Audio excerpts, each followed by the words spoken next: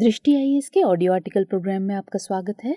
आज का हमारा आर्टिकल द इंडियन एक्सप्रेस में छपे लेख why India needs a single agency to guard its borders और बिजनेस स्टैंडर्ड में प्रकाशित खबर defence minister Rajnath Singh unveils 27 border infrastructure projects के सम्मिलित सारांश पर आधारित है।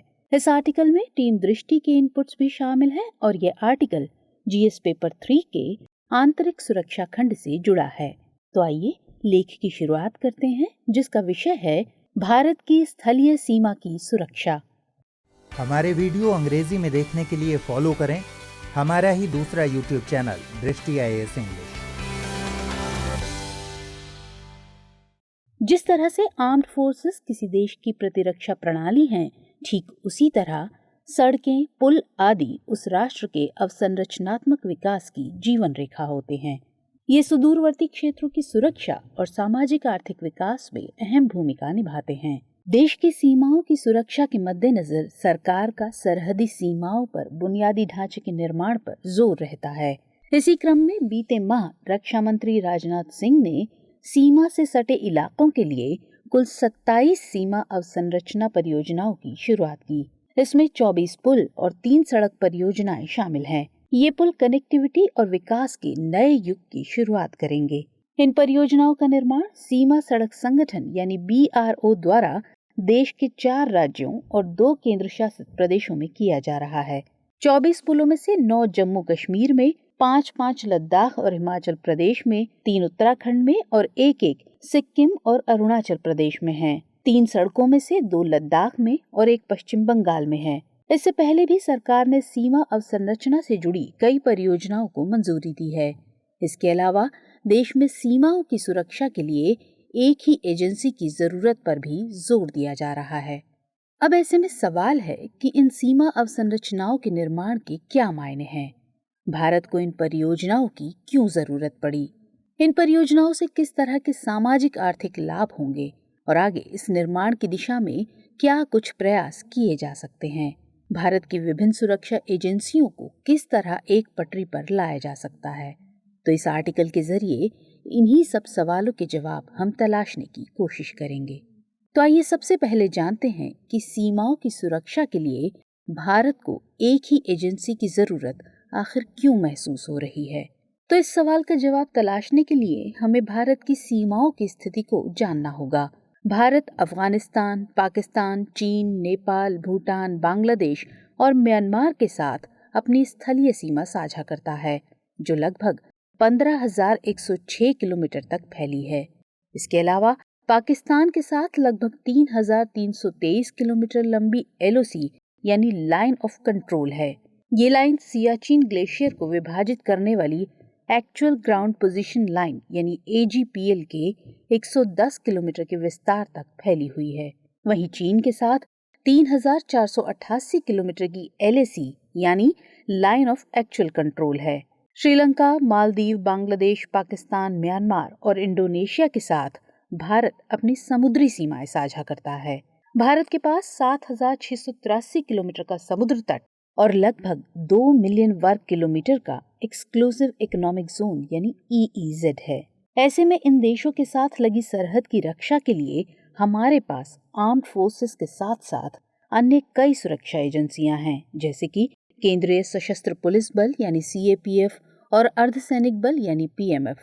जहां LOC और AGPL की सुरक्षा के लिए सेना की तैनाती की गई है, वहीं सीमा सुरक्षा बल यानी BSF पाकिस्तान और बांग्लादेश के साथ अंतर्राष्ट्रीय सीमा की देखभाल करता है। LAC की रखवाली भारत तिब्बत सीमा पुलिस यानी ITBP और असम राइफल्स को सौंपी गई है। असम राइफल्स म्यांमार के साथ हमारी सीमा की देखभाल भी करती है। सशस्त्र सीमा बल यानी SSB नेपाल और भूटान से लगी सीमाओं की सुरक्षा के लिए जिम्मेदार है। संक्षेप में कहें तो 6 पड़ोसी देशों के साथ लगी सीमाओं की रखवाली के लिए हमारे पास सेना के अलावा 4 एजेंसियां हैं। ऐसे में हमारी सीमाओं की सुरक्षा के लिए भारत को पर्याप्त रूप से सुसज्जित, सशस्त्र और उन्नत सैन्य अभ्यास और रणनीतिक रूप से प्रशिक्षित एकल सुरक्षा एजेंसी की जरूरत है। इसके अलावा भारत को अन्य मोर्चों पर भी काम करना होगा, जैसे कि सीमा अवसंरचना विकास, गौरतलब है कि पड़ोसी देशों की सीमा से घुसपैठ अथवा दो या अधिक देशों के बीच सीमा गतिरोध जैसी स्थिति का पैदा हो जाना कोई नई बात नहीं है। भारत के संदर्भ में ही अगर बात करें तो पाकिस्तान, चीन और नेपाल के साथ कई दफा सीमा टकराव जैसी स्थिति देखी गई है। अपने विस्तारवादी रवैये को और मजबूती देने के लिए चीन ने भारत के सीमावर्ती इलाकों में कई बार घुसपैठ करने की कोशिश की। अब वह चाहे डोकलाम विवाद हो, गलवान घाटी गतिरोध हो, नाकुला दर्रे को लेकर सीमा विवाद हो या फिर अरुणाचल प्रदेश के सीमावर्ती इलाके में घुसपैठ का ही मामला हो, चीन के साथ कई दफा फेस ऑफ और स्टैंड ऑफ जैसी स्थितियां बनती देखी गई हैं। हिमाचल प्रदेश, उत्तराखंड, सिक्किम और अरुणाचल प्रदेश एवं लद्दाख ऐसे राज्य अथवा केंद्र शासित प्रदेश हैं जिनकी सीमा चीन से लगती है। ये 3 सेक्टर्स में बटे हुए हैं। वेस्टर्न सेक्टर यानी लद्दाख, मिडिल सेक्टर यानी हिमाचल प्रदेश और उत्तराखंड और ईस्टर्न सेक्टर यानी सिक्किम और अरुणाचल प्रदेश। कई इलाकों को लेकर विवाद के चलते दोनों देशों के बीच अभी तक सीमांकन नहीं हो पाया है। अपने राजनीतिक मंसूबों को पूरा करने के इरादे से चीन ने 1962 की लड़ाई के बाद से ही लद्दाख में सामरिक दृष्टि से अहम उन इलाकों पर कब्जा बनाए रखा जो उसे अक्साई चिन और NH-219 तक पहुंचने से रोकते थे। इतना ही नहीं, अरुणाचल प्रदेश को भी अपना कहने में चीन ने कोई कसर नहीं छोड़ी। ऐसे में यहाँ भारत के लिए बेहद जरूरी हो गया था कि वह यथाशीघ्र अपने सीमावर्ती इलाकों को मजबूती प्रदान करे। तो लिहाजा अब हमें भारत की अहम सीमा अवसंरचना परियोजनाओं की तरफ भी रुख कर लेना चाहिए। रक्षा मंत्री राजनाथ सिंह ने बीते माह जिन परियोजनाओं की शुरुआत की, उनमें से अधिकांश परियोजनाएं लद्दाख और अरुणाचल प्रदेश में चीन की सीमा से लगे क्षेत्रों में चलाई जा रही हैं। इनमें से सबसे अहम लद्दाख की चिसुमले डेमचोक सड़क है, जो दक्षिणी लद्दाख में स्थित है और चिसुमले को डेमचोक से जोड़ती है। ये सड़क 19,000 फीट की ऊंचाई पर स्थित एक उमलिंगला दर्रे से होकर गुजरती है। इस लिहाज से इस सड़क को दुनिया की सबसे ऊंची सड़क माना जा रहा है और इसका नाम Guinness book of world record में दर्ज किया गया है। चिसुमले डेमचोक सड़क सियाचिन ग्लेशियर से भी ऊंची है, जो 17,700 फीट की ऊंचाई पर स्थित है। इसके अलावा दूसरी अहम परियोजना 140 foot double lane modular bridge है, जिसका उद्घाटन हाल ही में किया गया। ये ब्रिज सिक्किम के डोकलाम में फ्लैग हिल पर 11,000 फीट की ऊंचाई पर बनाया गया है। बता दें कि अरुणाचल प्रदेश चीन के साथ अपनी सबसे लंबी सीमा साझा करता है। इसके अलावा इसकी सीमा म्यांमार और भूटान से भी लगती है। ऐसे में अरुणाचल प्रदेश की सीमा सुरक्षा को मजबूती प्रदान करने के लिहाज से केंद्र सरकार लगातार प्रयास कर रही है। इसी दिशा में दिसंबर 2020 में प्रधानमंत्री नरेंद्र मोदी की अध्यक्षता में कैबिनेट कमेटी ऑन सिक्योरिटी यानी CCS ने अरुणाचल प्रदेश में 1,162.19 करोड़ रुपए की लागत से महत्वपूर्ण बुनियादी ढांचे के विकास के प्रस्ताव को मंजूरी दी थी। इसमें 598 किलोमीटर की लंबी सड़कें और 18 फुट ट्रैक का निर्माण शामिल है। इसके अलावा यहाँ मोटर योग्य सड़कों का निर्माण, खच्चर की पटरी और कुलियों के लिए सुविधाएं भी शामिल की गई हैं। इनमें से ज्यादातर परियोजनाएं अरुणाचल के उत्तर और पूर्वोत्तर हिस्से में चीन की सीमा से लगे क्षेत्रों में निर्धारित की गई हैं। इन सब के अलावा सीमा अवसंरचना विकास के लिए अहम योजनाओं में भारत चीन सीमा सड़क यानी ICBR योजना भी शामिल है। इस योजना का पहला चरण 2005 में शुरू किया गया था। तब ये निर्णय लिया गया था कि गृह मंत्रालय 912 करोड़ रुपए की अनुमानित लागत से चीन से सटे इलाकों में 608 किलोमीटर लंबी कुल 27 अहम सड़कों का निर्माण करेगा, जबकि अन्य 14 सड़कों का निर्माण सीमा सड़क संगठन यानी BRO द्वारा किए जाने की योजना बनाई गई थी। इनमें सबसे अहम दारबुक श्योक दौलत बेग ओल्डी यानी DSD-BO सड़क का निर्माण शामिल था। हालांकि पहले चरण के निर्माण कार्यों में कई चूकें हुई, लिहाजा सितंबर 2020 में CCS ने इस योजना का दूसरा चरण शुरू किया। इस चरण के लिए 32 सड़कों के निर्माण के प्रस्ताव को मंजूरी दी गई। लद्दाख, हिमाचल प्रदेश, उत्तराखंड, सिक्किम और अरुणाचल प्रदेश में कुल 12,434.90 करोड़ रुपए की लागत से 638.12 किलोमीटर की सड़कों का निर्माण शामिल है। अब यहाँ सवाल उठता है कि इन परियोजनाओं से भारत को क्या फायदे होंगे। तो हाल के सालों में भारत ने अपने उत्तरी इलाके में जिस स्थिति का सामना किया, और जिस तरह से विरोधी पक्ष को मजबूती से जवाब देने में सक्षम रहा, वह उचित बुनियादी ढांचे के विकास के बिना संभव नहीं था। आज की प्रतिस्पर्धी दुनिया में किसी भी प्रकार के संघर्ष की संभावना से इनकार नहीं किया जा सकता है। इस तरह की संभावनाएं ही हमें इन क्षेत्रों के विकास के लिए और भी अधिक प्रेरित करती हैं। इस लिहाज से भारत के सीमावर्ती स्थानों पर अवसंरचनात्मक विकास बहुआयामी लाभ देने वाला होगा। इसमें पहला तो यही है कि इससे भारत की स्थलीय सुरक्षा को मजबूती मिलेगी, साथ ही सामरिक और रणनीतिक रूप से भी बढ़त हासिल होगी। उदाहरण के तौर पर अगर हम डेमचोक की बात करें तो भारत के लिए इसका सामरिक महत्व रहा है। यहाँ भारत चीन के बीच कई बार गतिरोध जैसी स्थिति देखी जा चुकी है।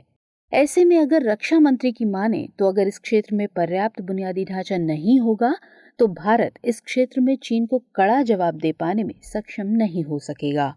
इसके अलावा ये सड़क सशस्त्र बलों की तेज आवाजाही, पर्यटन को बढ़ावा देने के साथ साथ इस क्षेत्र के सामाजिक आर्थिक विकास को भी सुनिश्चित करेगी। जैसे जैसे इन इलाकों का बुनियादी ढांचा मजबूत होगा, वैसे वैसे भारत की निगरानी प्रणाली भी मजबूत होगी। गौरतलब है कि घुसपैठ, झड़प, अवैध व्यापार और तस्करी आदि जैसी समस्याएं भी अक्सर सीमावर्ती इलाकों में बनी रहती हैं। इसे देखते हुए सरकार ने कुछ समय पहले ही एक व्यापक एकीकृत सीमा प्रबंधन प्रणाली की शुरुआत की थी। सरकार की कुछ अहम घोषणाओं में से एक 75 स्थानों पर BRO कैफे की स्थापना करना है। इससे पर्यटन को तो बढ़ावा मिलेगा ही, साथ ही सीमावर्ती इलाकों में सशस्त्र बलों के कर्मियों को भी मदद मिलेगी।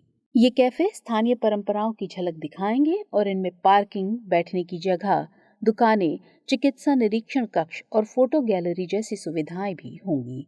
सीमावर्ती क्षेत्रों में बनाई जा रही सड़कें न केवल सामरिक जरूरतों के लिए अहम हैं, बल्कि देश के विकास में दूरस्थ क्षेत्रों की समान भागीदारी भी सुनिश्चित करती हैं।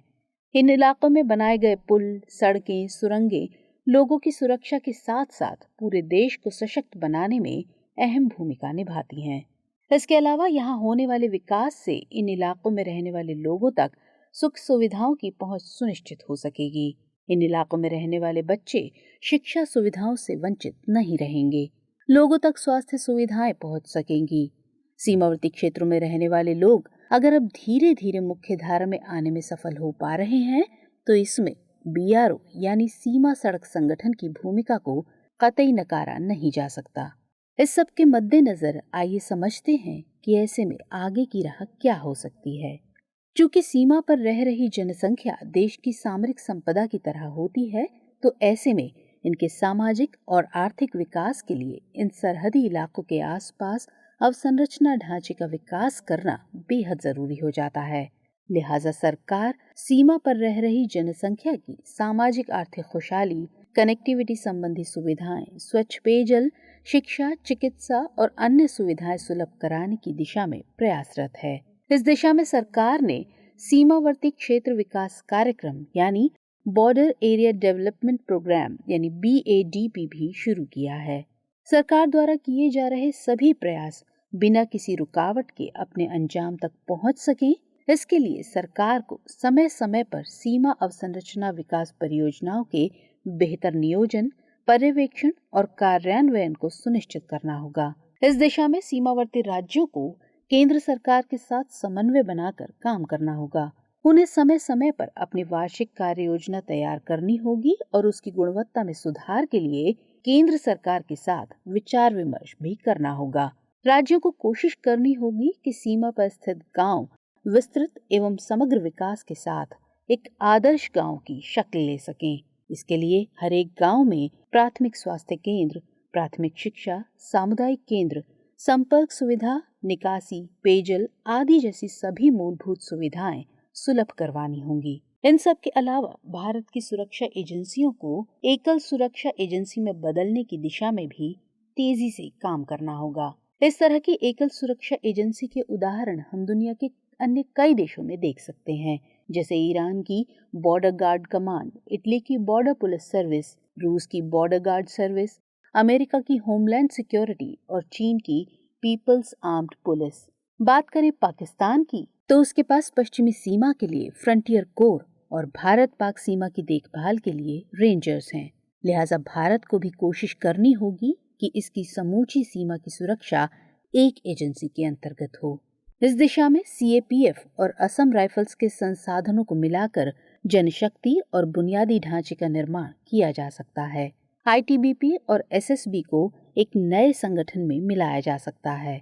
इसी तरह बीएसएफ और सीआरपीएफ के पास अभी भी महत्वपूर्ण आंतरिक सुरक्षा कार्य मौजूद हैं, लिहाजा इनका भी आंशिक तौर पर विलय किया जा सकता है।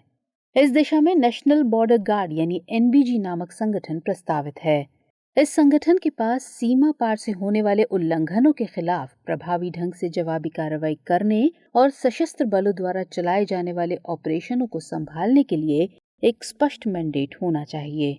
एनबीजी को रक्षा मंत्रालय के अंतर्गत एक अर्धसैनिक बल के रूप में नामित किया जाना चाहिए और इसका संचालन आर्म्ड फोर्सेस के अंतर्गत किया जाना चाहिए। अगर इन सभी मोर्चों पर किए जाने वाले प्रयास सफल होते हैं तो निश्चित ही भारत अपने सरहदी इलाकों और अपनी सामरिक संपदा की हर तरह से रक्षा कर सकेगा और दुश्मन देशों को माकूल जवाब दे सकेगा। आइए अब नोट करते हैं आज का सवाल। सीमा अवसंरचना विकास परियोजनाएं देश की सामरिक संपदा और सीमा पर रहने वाली जनसंख्या की सुरक्षा के लिहाज से किस तरह सहायक हैं? इस दिशा में सरकार द्वारा किए जा रहे प्रयासों की समीक्षा कीजिए।